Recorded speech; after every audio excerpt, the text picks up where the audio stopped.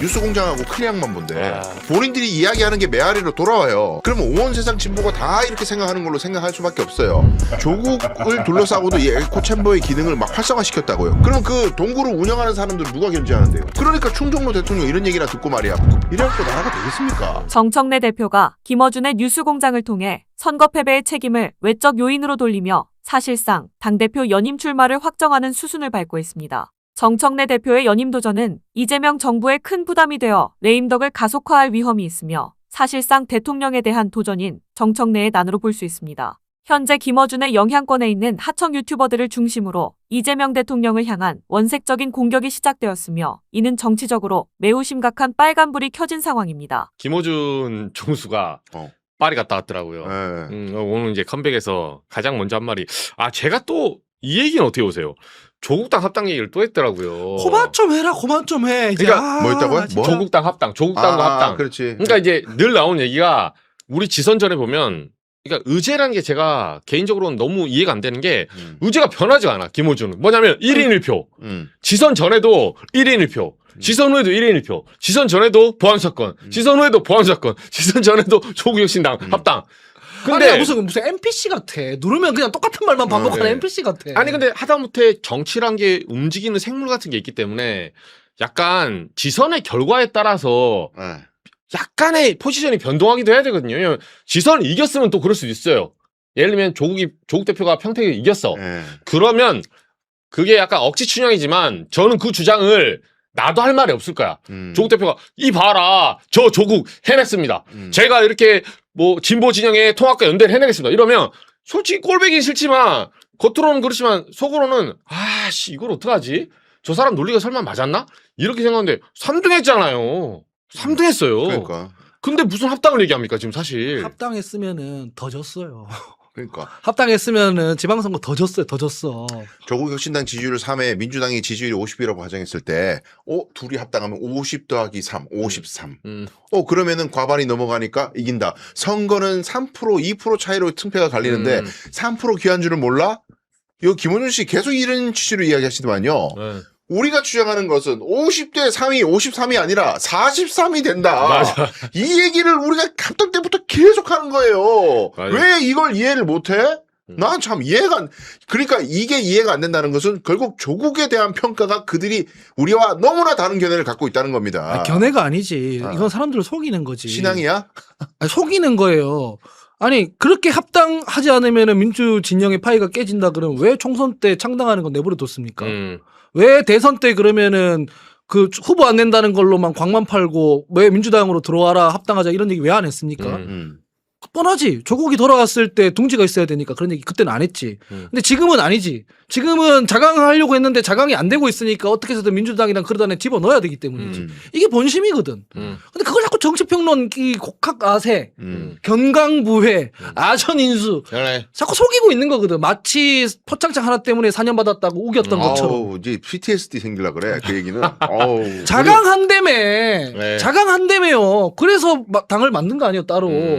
합당하려면 뭐 명분이 있어야 될 거 아니야. 명분이. 뭐 밑도 끝도 없어. 그냥 김어준 씨가 뭐 민주당과 조국혁신당이 합당하지 않아가지고 지방선거 졌다고 평가하면 그게 사실이 됩니까? 근데 거기가 진짜 세더라고요. 저도 방송 들어보면 듣는 사람들은 그걸 믿더라고요. 믿죠. 네, 그러니까 이번에 1+1 2가 됐어야 되는데 1+1 안 하다 졌다. 이건데 제가 그 앞에 있었으면 바로 발리를 들어오고 싶어요. 예를 들면 기억하시죠? 2020년 황교안하고 유승민 쪽 합당한 거 세보수당, 미래통합당 개박살 났어요. 그러니까 그 보수 진영에서 뭐라 평가하냐면 그때 합당하면 안 됐다고 하는 거야. 자유한국당하고 새로운 보수당 합당해가지고 미래통합당에 103석 나왔어요. 사실 그게 어떤 화학적 결합이냐가 중요하지. 그리고 합당이라는 건 우리 알지만 트레이드 오프가 돼야 돼. 그게 무슨 말이냐면 원래 합당이 서로 이득을 위해서 하는 거예요. 그러니까 물론 새로운 보수하고 자유한국당은 서로 이득이 될 거라 생각을 한 거지. 그럼 멍청한 생각을 한 거야. 멍청한 생각을 했는데 결과가 안 좋았던 거고 민주당 같은 경우는 그거랑 또 달라요. 지금 생각도 달라. 심지어 그치. 민주당 합당하면 손해본다 생각한다니까요. 실제로 손해를 봐요. 그렇죠. 왜? 20대 지지율 거의 0% 수렴하거든. 조국혁신당이. 이번에 서울에서 까인 거 봐요. 민주당이. 그러니까 그래서 왜 그런 얘기 하잖아요. 조국 후보가 정치를 계속 민주당에서 하고 싶어 했다는 것을 다 아는 거고 어느 순간에 들어오고 싶다는 걸 다 아는 거고 사면 때부터. 근데 그 합당 논의에 대해서 제가 왜 합당이 모든 이 선거 패배의 원인이냐 이걸 제가 진짜 열린 마음으로 한번 들어봤어요. 네. 그 경공을 아주 열심히 보는 정말 매일 보고 네. 그 양반한테 제가 물어보니까 아시는 분. 자기는 정보를 취득하는 게 경공이랑 클리앙 딱 두 개래. 그 외에는 안 본대요. 거기 정보가 아니잖아요. 안 보고 그래서 내가 한겨레 신문이나 경향신문이나 뭐 그런 것도 좀 거기도 똑같대. 조선일보랑. 같은 놈들이다. 똑같은 놈들이래. 아유. 안 본대. 그래서 자기는 오로지 클리앙과 경공만 딱 보는. 근데 뭐래요 논리가? 아니 이거예요. 자 만약에 합당 논의가 처음 합당 이야기 던졌을 때 지난 2월 1월에 합당 논의 던졌을 때 이런 놈들이 입 닥치고 있다가 뉴재민. 입 닥치고 합당이 됐으면은 기분 좋게 합당이 되면서 자연스럽게 이번 지방선거 때 평택 을이 됐든 어디가 됐든 조국이 민주당 간판 달고 전략공천 받았을 거라는 거야. 아 어느 지역이든. 그렇겠지. 조국이 전략공천 보지. 전략공천 받았을 거고 그러면은 지금 평택을에서 있었던 그런 네거티브 전쟁 이런 것도 없었을 것이고 조용하게 선거를 치렀을 거고 그러면은 쟁점될 수 있는 선거구가 없고 근데 이번에 평택을에서 그렇게 난리를 치고 하는 바람에 전국 선거에 모두 악영향을 미쳤다. 민주당에 대한 비호감도가 높아졌다. 결국 이 모든 게 진보가 분열됐기 때문이고 분열돼서 싸우는 모습 때문인데 그 싸움을 건 거는 강수영 하원기 같은 유이재명 놈들이다. 이게 완결돼 있더라고 이 스토리가. 근데 이게 약간 한동훈한테 그 핍박하는 당권파 논리 있죠. 그건 뭐 비슷해 거기랑 거의. 그래 아니 조국이라는 사람이 전략공천을 받아가지고 민주당이 우리 민주당은 조국도 긍정합니다라고 했을 때 민주당이 내려가는 거에 대해서는 어떻게 생각하느냐? 왜 내려가냐는 거예요. 왜 내려가냐? 진보 안 분열돼 있습니다, 여러분. 여러분 눈에 인터넷에서 막 그 싸우고 하는 그게 노정돼 있다고 해서 진보가 분열돼 있다고 판단하는 건 사기입니다. 진보가 분열돼 있으면 선거에서 그런 결과가 나올 수 없어요.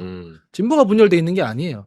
조국 혁신당과 더불어민주당 사이에 노선 투쟁이 벌어지고 있는 것이고 우리는 조국 혁신당의 그 예전에 입시 비리를 비롯한 반칙들 뭐 계속 몇 번씩 반복합니다마는 기회의 평등을 해쳤고 과정의 공정을 해쳤고 결과의 정의로움을 해쳐가지고 심판받았던 그 과거로 돌아가지만 가서는 안 된다라고 주장하는 노선이 있는 거고 아니다 우리 다 함께 해야지 이긴다라고 하는 노선이 있어요. 근데 전 있잖아요. 그거 되게 진영 논리적이고 세상을 이분법적으로 보는 거라고 생각해요. 그러니까 국민의힘이면은 뭐 해도 안 되고 내 새끼면은 도둑놈 사기꾼이라도 상관없고 이런 이분법으로 볼 때 그런 말이 나오는 거라고 그쵸. 생각을 해요. 그 평택에서 보여준 건 저도 이거는 반성적으로 접근하는데 시민적 관점에서 보면 조국이고 김영남이고 너희 싸우는 거 싫다 이거야. 그렇죠. 유이동은 내란 그 정당에 있긴 하지만은 어쨌든 거기 동참했던 사람 아니잖아. 뭐 합리적이라고 평가받잖아. 우리 그 유동 뽑을 수 있어. 이거를 시민들은 보여준 거거든요. 근데 우리는 마치 오만하게 신장식 의원이 그랬습니다. 그 국민의힘에 대해서는 왜 얘기 안 하냐 국힘 제로라고 하면서 왜 전선을 안 끊냐 하니까 신장식 의원이 그랬어요. 그 얘기할 필요가 없다. 이미 판은 조국 혁신당이냐 민주당이냐로 정해졌다. 우리끼리 이렇게 싸움하면 되는 거다. 이렇게 실제로 얘기했어요. 찾아보세요. 얼마나 오만해요. 나랑 똑같긴 하지만. 그러니까 그렇기 때문에 이게 이분법적으로 봐서 뭐 우리가 다 합치면 진보 진영이 다 괜찮고 말도 안 되는 얘기입니다. 진보 진영이 다시 위선의 탈을 쓰고 다시 억지 부리고 이러면은 우리 지지하던 사람들 다 떨어져 나가는 거예요. 그렇죠. 그래서 제가 미국에서 어떤 그 분이 어떤 연락이 와서 편지가 왔어요. 미국에서 온라인으로 이메일 형식으로 편지가 왔는데 너 이 새끼 왜 이렇게 조국 싫어하냐는 거예요. 아 진짜 싫어. 조국이 뭐가 그렇게 잘못했다고. 저도 메일 많이 받았어요. 근데 그분은 되게 정제된 표현으로 굉장히 논리적으로 조국이 이 사회에서 필요한 이유와 그리고 당신의 이런 비토나 감정이나 이런 것들이 부당하다는 것을 조금조금 이렇게 써놓은 거예요.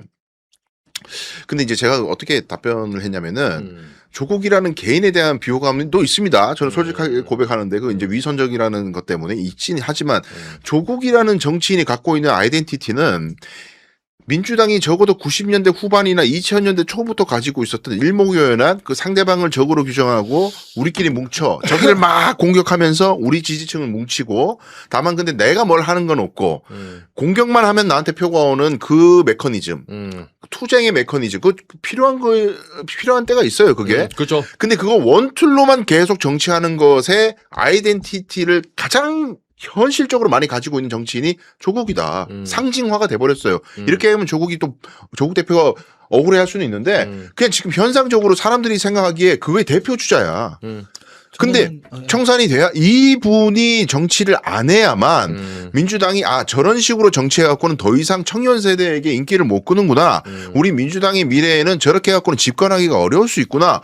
라는 거를 알려면 정치를 그만해야 된다는 생각에서 계속 합당도 안 돼. 그러는 건데 들어오면 그 메커니즘을 또 쓸 거 아니에요. 야 이렇게 했더니 먹히는데 당내에서 경쟁도 이기는 거 유튜브 조회수도 유지하고 구독자도 유지하고 괜찮은데 이걸 저항해야 된다는 마음에서 저는 그렇게 반대하는 거예요. 저는 그 DJ가 그 화해와 치유라는 명목으로 전두환 사면 복권 그쵸. 거 오판했다고 생각하거든요. 해주면 안 됐다. 지나고 보니까 이거 오판이네. 치유와 회복이 되는 게 아니라 오히려 더 크게 상처만 남기네. 한 번도 사과 안 하고 그냥 죽고 이런 생각을 했단 말이에요. 물론 전두환이랑 수평 비교하면 안 되긴 하지만 저는 이재명 대통령께서 조국 대표 사면할 때 반대하는 입장이었단 말이에요. 사면 복권하면 안 된다고 생각합니다. 작년 8월. 네. 그러니까 사실상 저는 일관적으로 생각하지만은 조국이라는 사람은 퇴장해야 된다 생각하는 입장이 그렇게 주장해왔어요. 근데 사면 복권을 했단 말이에요. 사면만 한 게 아니라 복권도 했단 말이에요. 그러고 근데 이제 그 이후로 곰곰이 저도 생각을 해봤죠. 사면 복권했으니까 이제 선거에 나와서 평가를 받겠구나. 그래서 선거에서 평가 받고 난 뒤에는 이제 내가 사법적으로는 뭐 무슨 검찰의 탄압을 받았지만은 국민들은 그래도 나한테 평가를 해줬다, 인정해줬다 이런 얘기를 못 하겠구나 이제 이렇게 생각했단 말이에요. 이거 또 나이브하다고 글 올라오겠네. 아니 대통령이 사면 복권을 해줌으로써 그렇지. 선거에 나가서 평가를 받고 자연스럽게 네. 이제 평가를 받은 거잖아요. 유권자의 평가도 받은 거 아니에요. 받았잖아 이제. 그럼 퇴장하셔야죠. 3등 했잖아. 퇴장하셔야 되는 거죠. 그러면은 이제. 근데 이걸 갖다가 계속 그 구독자 많다고 사람들 속이고 심폐소생하고 합당을 안 해가지고 뭐 선거가 이렇다는 이치에 닿지도 않는 얘기를 하고 이러면 안 되는 거죠. 저는 개인적으로는 이제 두 분하고 똑같아요. 제가 우리가 이거 갖고 고생 많이 했잖아 사실은.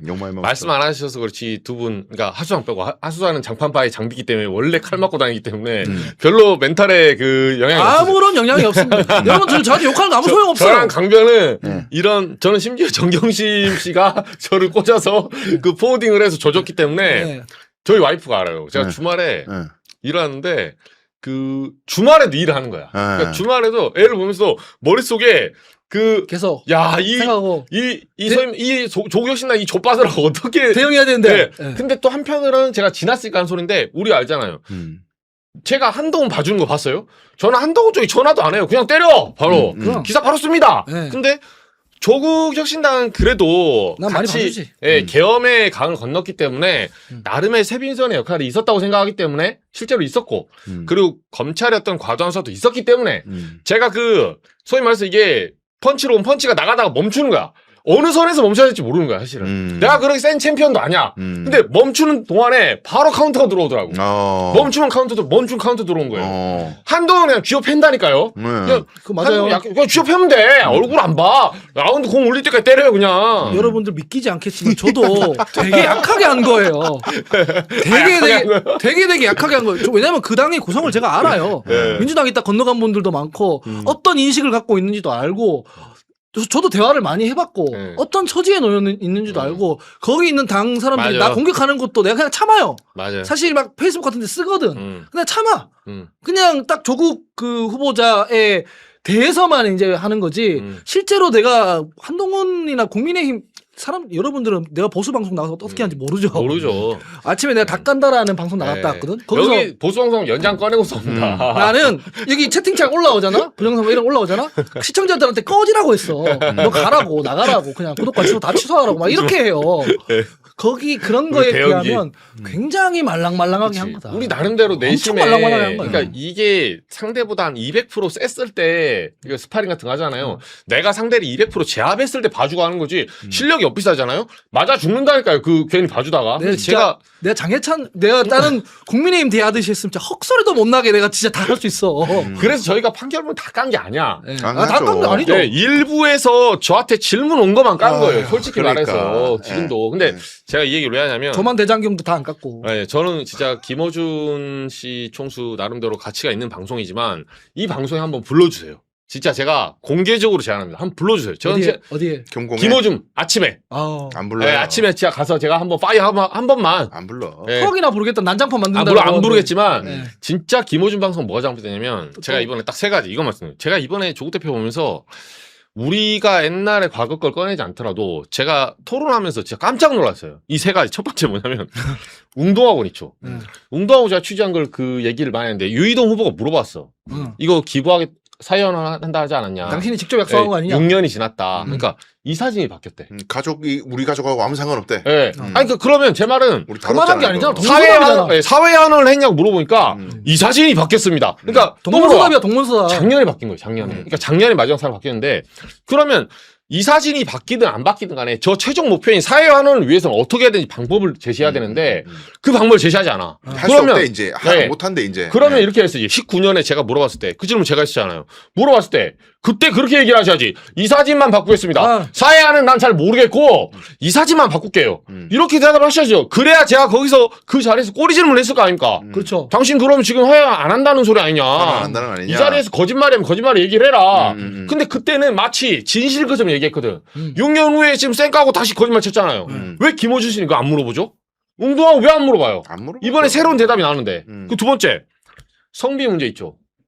지난번에 우리 매부쇼 나와서 우리가 반론권 달라고 난리 났잖아요. 저는 지금 매부쇼 쉬고 있지만 강미정 대변인이 이거 갖고 엄청 상처를 받았어요. 왜냐면 나도. 옳든 그르든 간에 일방의 주장을 말할 게 아니라 반론권을 줘야 됩니다. 조국 대표는 거기서 자기 할 말 다 해. 사람들은 그 동접 30만 보는 사람들은 조국 대표 맞는 말 하는지 알잖아요. 그래서 뭐라 했냐면 작년에 성비위 사건 이후에 지도부가 총사퇴했대요. 사퇴했죠 당연히. 그게 무슨 의미가 있냐고. 사퇴했는데 돌아왔잖아. 12월에 돌아왔어 황현수 사무총장. 황현수 사무총장 12월에 자기가 내려왔어요. 조국 대표가 인재영입위원회 부위원장으로 내려왔어. 그럼 이렇게 표현했어야지. 사퇴했다 하지 말고 아 지도부가 총사퇴를 했는데 그중에 나의 핵심 세력인 황현수는 3개월 만에 돌아왔습니다. 이렇게 얘기를 했어야지. 근데 그 쏙 빼고 얘기합니다. 그러면 그 반론권을 얻지 못하는 강미정 전 대변인은 얼마나 억울하겠어요. 상처죠. 그걸 심지어는 우리는 그런 거 하는 자리 아니라고 이렇게 거절을 했잖아요. 네. 그러니까 이런 식의 일방적인 스피커. 그러니까 반론권을 보장을 안 해주니까 조국 대표는 본인이 의도했든 의도하지 않든 간에 오염된 왜곡된 정보로 그쪽 시청자들에게는 진짜 꿀발린 말만 해주는 거예요. 그건 공론의 장이 아닙니다. 그리고 마지막 하나 제가 이건 내일 말했지만 제가 그 말했죠. 우리 그 토론 때. 신규 주식 3억 1천만 원 취득했잖아요. 가족. 와, 그거 아내가 한 거는 아내가 한 상관없다. 거라고? 또 물어보니까 그거 제가 산 건 아니지 않습니까? 이거 제 주변에 2030들이 진짜 장난 아니고 저한테 그러더라고요. 아 나는 이 사람이 제정신 아닌 것 같다고. 아니 어떻게 주식을 신규 취득 그러니까 물론 무슨 조국 10개명도 웃기지만 그냥 국회에 신고하고 사면 돼요. 그 적법하게 이해 충돌 없이 주식 갖고 있으면 돼요. 백신 다 하면 되고. 근데 굳이 그걸 만들더니 그러니까 만들었으면 지켜야 되지 않습니까? 와이프가 샀대. 자기 아니래. 그러면 주택 청약할 때도 아니 와이프한테 명의 몰빵하고 나는 무주택자야. 본인 혼자 그럼 청약하세요. 얘기했잖아. 말이 됩니까 그게? 그러니까 민정수석이 왜 있어 그러면 우리나라에. 그러니까 이게 부부의 경제 공동체나 이런 기본적인 개념도 없고 지금 주식 같은 경우도 말하자면 미안하게 됐다. 내가 하다 보니까 하다못해 조국 10개명이 너무 깐깐했다 해보니까 내지는 아 내가 못 지켰으니까 미안하다 이렇게 나와도 사실은 사람들이 야 너 그러면 이거 이번에 선거 안 나왔으면 안 지키려고 그랬지. 우리 몰랐잖아요. 재산이고 안 했으면 몰랐다니까요. 이번에 출마하면서 신고를 하게 됐으니까 알게 된 거예요. 근데 제가 이 세 가지 보고 와 이번에 김어준 방송 있죠. 이거 하나도 안 돌립니다. 이게 이번에 나온 뉴팩트거든요 사실은. 저는 이거 보고 아 조 대표는 정계 은퇴해야 된다. 아니 그러니까 이게 조국 뭐죠 말해. 20, 30대들이 왜 더불어민주당 지지 안 하는지 아세요? 몇 년 동안 계속? 위선 낫죠. 20, 30대 극우화돼서 그런 거 아니에요? 아니야. 저쪽 주장으로. 반민주당화 된 거예요. 반민주당화. 96년생이 올해 그러니까 윤석열 그 기준 말고 한국 나이로 30살이거든요. 아, 96년생이 96년생이 고등학교 때 세월호 사건이 터졌어요. 그러네요. 세월호를 그 또래들이 그 사고에 희생되는 거를 어떤 사람들이에요. 그 사람들이 20대가 됐을 때 열렬한 문재인 지지자였어요. 그럼요. 열렬한. 맞아요. 그런데 문재인 정부 5년을 통과하고 나서 이 사람들이 갑자기 정치 성향이 바뀌어서 극우화됐다라고 지금 주장하고 있는 거예요. 그게 있을 수 있는 일 같아요. 사람 정치 성향이라는 게 쉽게 안 바뀌어요. 안 바뀌면 잘. 근데 그 신념과 뭐 이런 것들이 고작 5년 만에 극우화됐다고? 일베 때문에? 일베는 그 전부터 한참 전부터 있었는데 세월호 가지고 뭐 오뎅이 여전히 모욕하는 건 그 전부터 있었고 폭식 투쟁도 있었어요. 근데 왜 그때는 다 문재인의 열렬한 지지자였다가 5년 지나고 나니까 이 사람들이 민주당으로부터 이걸 거뒀을까? 이걸 생각해 봐야 돼. 그죠? 나는 그 핵심을 관통하는 것 중에 하나가 조국 사태라고 생각을 해요. 2019년. 네, 조국 사태라고 생각을 해. 왜냐하면 이 2030들은 아까도 얘기했지만은 문재인이 얘기했던 캐치프레이즈 기회는 평등할 거다. 과정은 공정할 거고 결과는 정의로울 거다. 정의로 같은 거 안 나온다. 라고 했단 말이야. 근데 이거를 조국이 깼어. 이걸 깼단 말이야. 그쵸. 깼으면 여기에 대해서 우린 청산을 해야 돼. 반성을 하고. 근데 온 진영이 달라붙어서 이걸 수호했어. 그 있잖아요. 그렇죠. 조국 사태, 그 입시 비리 사태 터진 그날이 몇 번 여기서 말했는데 그 해에 수능 원서 접수 날이었어요. 그럼 그 10대들이 지금은 20대인데 그렇지. 우리를 보고 뭐라고 생각했겠냐고. 저것들 대체 뭐냐. 나는 열심히 공부해서 그치. 지금 수능 치러 가야 되는데 저 당의 배지란 것들은 상임위장에서 방송 나와가지고 강남에서 흔한 일인데 이걸 가지고 왜 따지고 있어. 이러고 이랬잖아 그때. 국민의힘 너네들 안 그러냐? 그렇지. 그리고 막 그 지지자들 속여가지고 서초동에 집회 저거 조국 지키려고 다 가고. 내가 그랬잖아요. 조국이다. 그랬는데 이제 대법원 판결 끝났어. 다 이제 다 드러났어. 그쵸. 아니 그 검찰이 무도하게 검찰권 남용한 건 변론이고. 그쵸. 그거는 또 따져봐야 돼. 그럼 이게 아예 무죄가 나야 돼요. 그는 아예 무죄가 나야 돼요. 검찰들이 쓰레기인 거는 그냥 알겠고 이 문제를 우리가 그럼 청산했냐고. 민주당은 어쨌든 간에 조국에 대해서 사과를 몇 번 했어요. 대통령도 대통령 선거 때 사과를 했고 송영길 대표도 사과를 했고. 그런데 조국이라는 사람을 그런 조국이라는 사람을 부활 못 시켜서 안달인 그 대형 채널이 김어준 씨잖아요. 더불어민주당 의원들은 그런 채널에 나가서 노래하고 춤추고 안 하면은 뺏지도 못할 것처럼 20, 30대들한테 비춰지고 있어. 그렇지. 왜 지지하냐고 이런 정당을. 그래서 지금 상식적으로. 방금 말씀한 것이 핵심인데 저는 조국 개인에 대한 평가는 이미 우리가 한 달, 두 달을 갖다가 신나게 했기 때문에 계속 중복되는 얘기인데 저는 조국보다도 더 나쁜 게 뉴미디어예요. 조국보다 더 나빠. 맞습니다. 진짜 이걸 지적을 우리가 같은 강도 이상으로 열심히 해야 돼요. 지금 우리가 에코 챔버라는 용어가 있습니다. 에코 챔버. 에코가 이제 메아리잖아요. 챔버 방 안에 사람은 방 안에 넣어놓고 같은 이야기를 하면은 이게 메아리가 돼가지고 돌아오잖아요. 그렇죠. 그러면 우리가 말한 게 돌아온 건데 지금 상대방이나 다른 생각을 가진 사람들이 말해가지고 오는 소리가 아니라 이게 원래 듣는다는 거는 다른 사람 말을 듣는 거잖아요. 그렇죠. 근데 내가 한 말이 메아리가 돼서 돌아오는 건데 이거를 모든 이 대한민국이 이렇게 이야기하는 것처럼 착각하게 만드는 게 에코챔버예요. 그게 이 미디어 환경에서 문제점으로 찍히는 거거든요. 이 뉴스공장만 아까 제가 말씀드렸지만 제 지인도 뉴스공장하고 클리앙만 본대. 그러면은 본인들이 이야기하는 게 메아리로 돌아와요. 그러면 온 세상 진보가 다 이렇게 생각하는 걸로 생각할 수밖에 없어요. 근데 우연히 이 에코챔버 방 안에서 강수영이라는 놈이 있는데 이 새끼 요렇게 얘기하더라 한번 들어볼래? 하면서 딱 들어. 이렇게 에코챔버 안에서 제 말을 인용하지 않으면 제 말을 몰라요. 밖에 사람들은 안 듣기 때문에. 근데 여기에 올라오면은 그 자식 미친 자식 아니야 이거. 그렇죠. 이렇게 된다고. 자기들이 이때까지 계속 들어왔던 이 메아리와 이 들렸던 내용하고 전혀 다른 얘기를 하는데 또 진보래 이 자식이. 이거 미친놈이네 이거 이렇게 된다고. 이게 조국을 둘러싸고도 이 에코챔버의 기능을 막 활성화시켰다고요. 근데 우리가 딴지일보에 대해서 열광했던 것이 조중동이라는 강력한 언론이 이런 에코챔버를 발동해왔단 말이에요. 그 그쵸. 시대 때는. 그쵸. 그래서 그것만이 진리고 그 나머지는 빨갱이였다고. 북한 편이었다고 완전히. 그래갖고 이 사회가 변혁이 없다고 막 답답했는데 그걸 대안을 해보겠다고 딴지일보가 만들어지고 새로운 언론이 만들어져서 김호준 씨가 사회에 일정 기여를 한 거 아니에요. 맞아요. 그 2000년대 초반엔 개혁이었어요. 그렇죠. 근데 그게 시간이 지났더니 이쪽 진영이 새로운 에코챔버를 만들어버려. 네.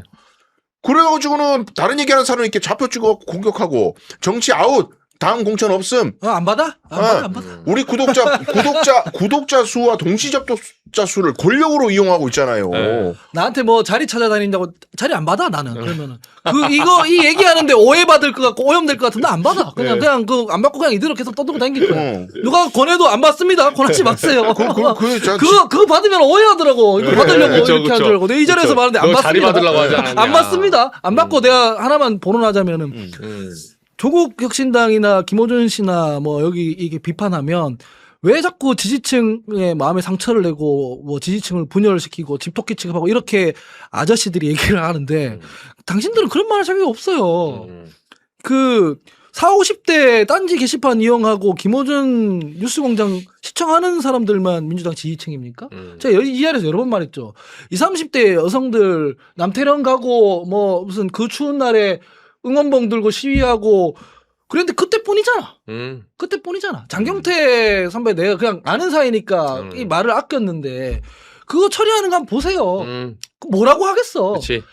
온 정부부터 온 당 사이드까지 이대남 타령이야. 아니 나도 알지. 이대남 중에 극우가 되지 않는 분들 그분들을 담을 수 있는 그릇 담론, 정책 이런 거 만들어야 되는 거 나도 알지. 근데 그 타령만 하다 보면 20, 30대 여자들 뭐라고 생각하겠냐고. 그렇죠.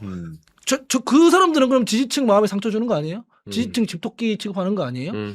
그러니까 마치 지지층 생각해가지고 비평을 거기 더 씌우는데 그렇지 않아요. 본인들 이익 때문에 하는 거예요.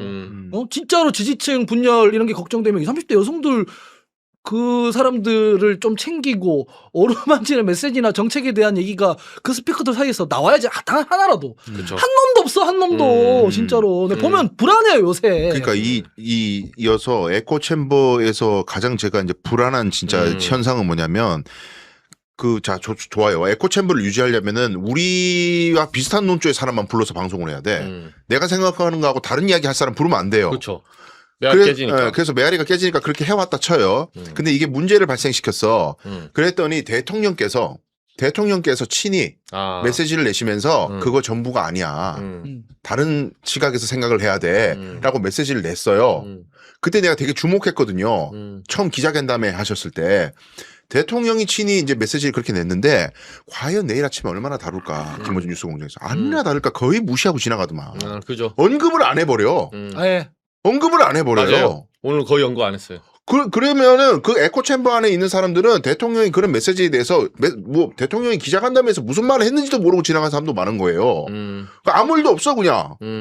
그런데 지나갔는데 대통령이 답답하니까 한 번 더 메시지 냈어. 이번에는 좀 세 이제. 그죠. 그러니까 이제서야 본 사람들이 좀 늘어났어. 이제 하도 밖에서 소리가 크게 대폭발음이 생기니까 이게 무슨 소리지? 뭐 터졌나? 이 정도 생각이 드니까 이거는 그냥 개무시하고 못 지나가겠네. 밖에서 핵폭탄이 터졌어. 그래서 막 마사지 이거는 당 지도부에 대한 메시지가 아니에요. 막 이런 식으로 막 마사지하기 시작하고 이런 게 너무 문제라는 거예요. 이 에코 챔버에서 사람들을 벗어나게 하고 햇볕도 좀 보고 새 소리도 좀 듣고 강물 흘러가는 소리도 듣고 그렇게 안 하면은 이게 답이 없다니까. 그럼 그 동굴을 운영하는 사람들은 누가 견제하는데요? 그러니까 충정로 대통령 이런 얘기나 듣고 말이야 그구들한테. 맞아요. 이래갖고 나라가 되겠습니까? 충정로 공천권자. 야, 진짜 장난 아닙니다. 근데 저는 저희 마지막 요거 하나만 다루면 아니 그 하수영님 그래도 올리긴 했던데 요거 하나만. 그러니까 일단은 조국 혁신당 이걸 마무리할게요. 왜냐하면 조선일보 인터뷰 10월 13일 날 한 게 있거든요. 조국 대표가. 저는 조국 혁신당하고 합당을 하자면 그 당시 말을 일단은 좀 돌려주고 싶어요. 그러니까 해명을 하고 시작해야 돼. 해명은. 자강. 예, 자기 뭐라고 하냐면 이렇게 얘기해요.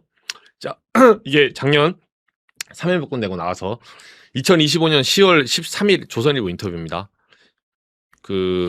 민주당은 대기업이면 우리는 스타트업이고 영세상인이다. 아직 유니콘이 되지 못했다. 민주당이 덮어놓고 합당하자는 건 부당하다. 대기업을 넘어서긴 힘들지만 독자 브랜드로 경쟁할 것이다. 그러면서 진보 성향 영세 정당이 항상 받는 질문이지만 이중대가 아니다. 혁신당의 길을 가고 있다. 일중대지. 우리가 진짜 민주당이니까. 차별금지법 제정과 토지 공개념, 중대 선거구 도입 등 독자적인 정책이 있다. 민주당은 동의하지 않는다. 그런데 무조건 합치자고 하나 정당 민주주의에 맞지 않는다. 자, 그럼 조국혁신당은 그렇지. 만약에 그렇게 흡수합당 하려면 저는 질문 딱 하나예요. 자, 차별금지법, 토지공개념, 중대선거구 어떻게 할 거예요 이제? 이거 정당 민주주의 맞지 않거든. 자, 이제 자기들이 잘 나갈 것 같고 자기들이 좀 지지율 아직 승부해보기 전이야. 그럴 때는 정당 민주주의 살아있는 거고 이제는 내가 쪼그라들어서 20대 지지율 거의 0% 나와. 그러니까 빨리 들어가서 총선 공천권 받아야 돼. 그럴 때는 정당 민주주의고 뭐고 필요 없는 거예요? 그러니까. 그럼 이 법은 누가 지정할 거예요? 기자님 평론 그렇게 하실 거예요? 어떻게 해야 될까? 조국혁신당의 정당 민주주의가 어디 있어? 그냥 사당이지. 나 진짜. 야, 우리 배영기 또 씨. 몇 개 아니, 안에 진실을 또. 얘기해야지 뭐 그저 포장해준다고 능사는 아니에요. 아니 그때 이제 조국 대표가 일단은 이 멘트에 대해서는 앞뒤가 다르다는 거지. 예, 저는 적어도 해명을 하고 들어가야 돼. 만약에 합당을 하려면 이건 어떻게 되는지 설명을 해줘야 돼요. 그러니까. 예, 이것 때문에 못한다 했으니까. 퇴장하십시오. 퇴장하셔야 되고 아까 전에 했던 얘기 아까 1인 1표제 물을 것 같아가지고 네. 미리 밑밥을 깔자면 20, 30대들이 그 조국 사태를 거쳐오면서 민주당 지지층을 보고 그 40대 50대들을 보고 진보 대학생이라고 경멸하고 멸칭으로 써요. 진보 대학생이라고. 그게 무슨 뜻이냐면 50, 60대가 됐으면 어른이 돼야 되는데 계속 20, 30대들이랑 난 말이 통한다. 나는 젊고 나는 최신 트렌드를 잘 알고 그게 멋있어 보이려고 해. 방금 조국 그 후보자 조국 전 네. 대표가 자강 얘기했다가 갑자기 합당 얘기하는 것도 네. 같은 맥락인 건데 자꾸 자기 멋있으려고 진보 담론을 동원해. 뭐 페미니즘도 동원했다가 차별금지법도 얘기했다가 중대선거구도 얘기했다가 그러다가 당내 성비기 나면 모르쇠 하고 자기가 삶이나 정치로는 지키지도 않으면서 자기 멋있는 척할 때만 자기가 윤리적으로 누구 타박할 때만 동원되는 그 말, 그 진보 담론 그거를 경멸하기 때문에 20, 30대들이 40, 50대 그 X세대 386세대 보고 신내 난다는 둥 진보 대학생이라는 둥 하는 거거든. 그러면은 그 사람들 마음을 돌리려면 자기들이 떠들었던 말에 잘못됐다. 아, 우리가 지키지도 못한 말을 뱉었다. 그렇죠. 시대의 변화를 우리가 못 읽었다라고 하든가 아니면 그 뱉었던 말을 지켜야 해.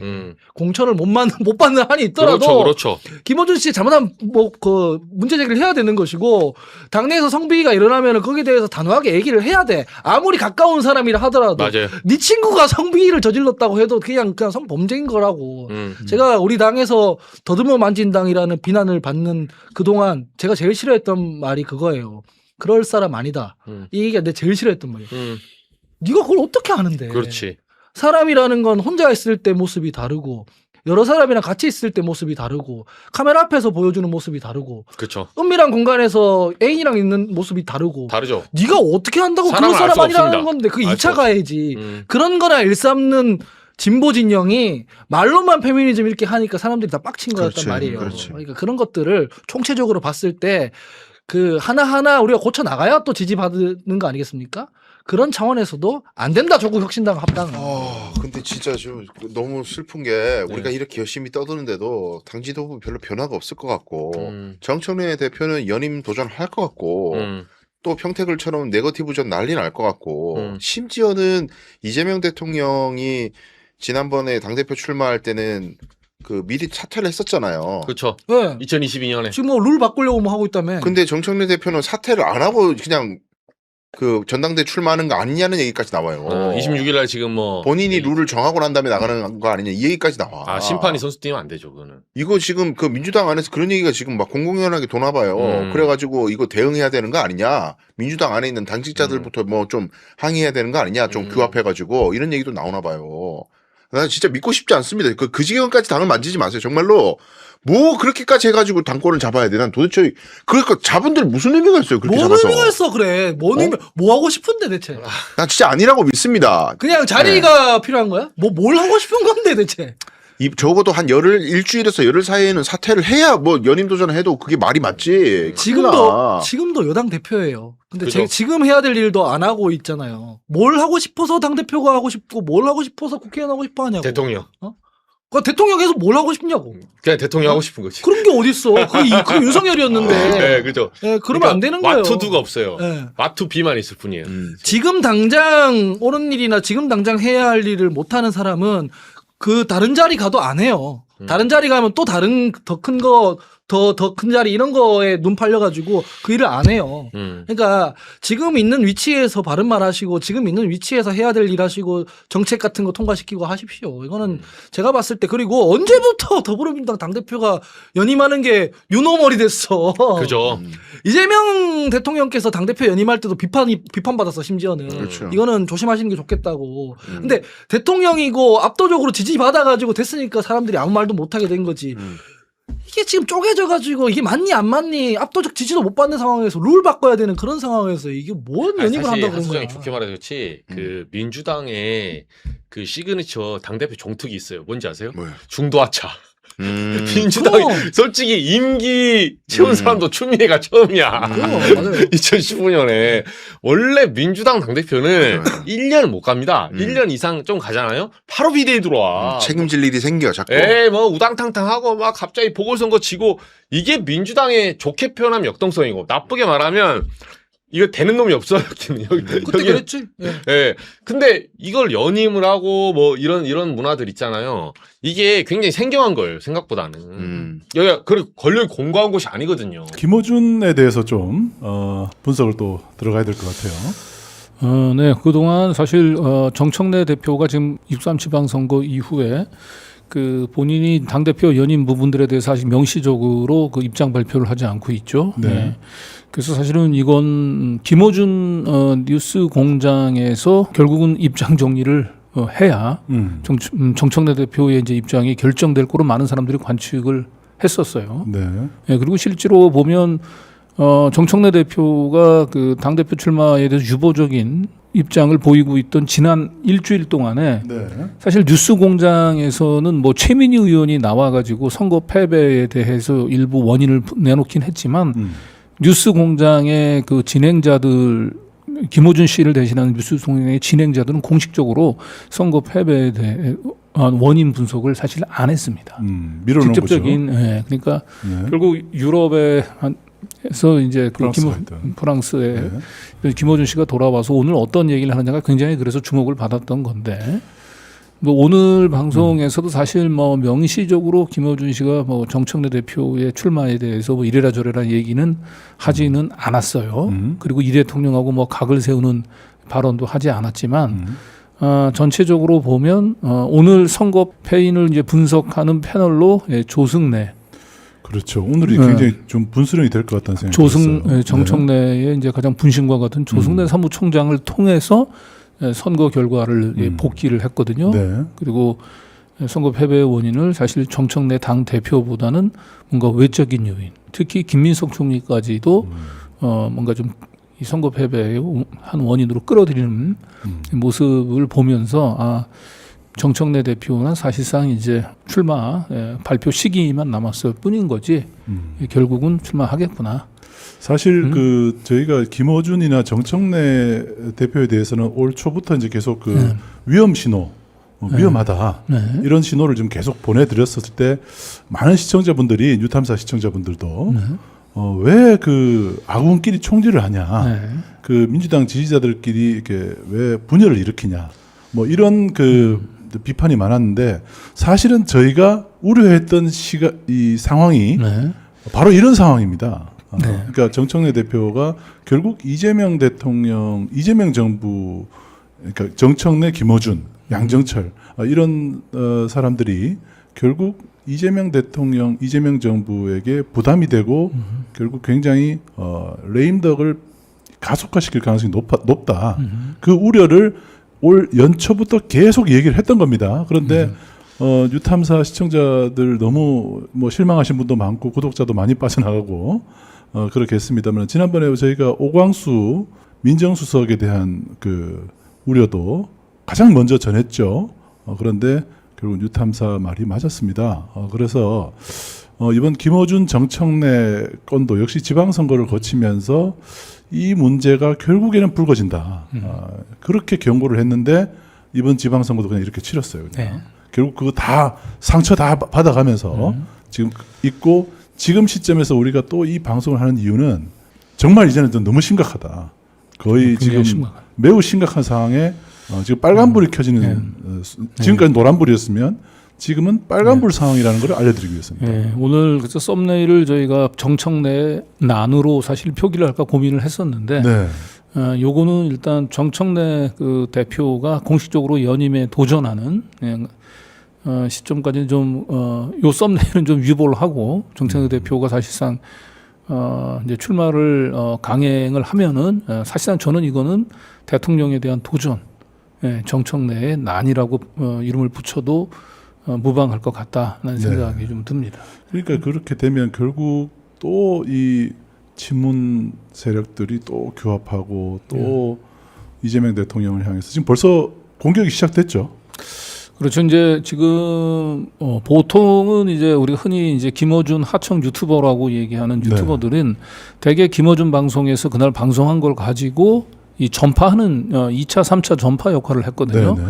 근데 이제 요즘은 보면 김어준 방송에서 차마 하지 못하는 얘기, 그러나 하고 싶은 얘기들을 하청 유튜버들을 통해서 보면 그 알 수가 있어요. 이재명 대통령을 향한 공격도 지금 시작이 된 걸로 보입니다. 굉장히 원색적인 공격을 네. 지금 하고 있어요. 이재명 대통령. 그래서 저희는 이것을 빨간불이라고 보는 겁니다. 매우 그렇죠. 심각한 상황입니다. 네.